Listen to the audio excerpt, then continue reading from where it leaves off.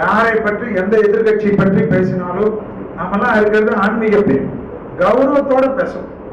மாற்று கட்சியினர் நம்மளை எப்படியாம பேசிக்கிட்டு போகணும், அது அவங்களுடைய வளர்ப்பு. நம்மளாம் RSS பிராண்ட் வளர்ப்பு. எப்படி நான்லாம் முதல்ல சாப்பாடுலாம் நிறைய விட்டுடுவேன்.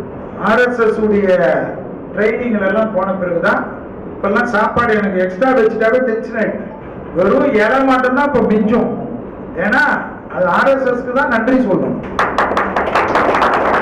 சோ நம்மெல்லாம் என்னைக்குமே உரிமையில பேசாதீங்க, தலைவர்களை ஜி போட்டு பேசுங்க. நம்மள நிறைய பேர் கேட்கலாம், என்ன பயப்படியா? ஆமான்னு சொல்லிட்டு நம்ம பேசவே கூடாது. என்னதான் இருந்தாலும் அவர்கள் ஒரு MLA-வா இருக்கலாம், மந்திரிகளாக இருக்கலாம், மாவட்ட தலைவர்களாக இருக்கலாம், முதல்வராக இருக்கலாம்.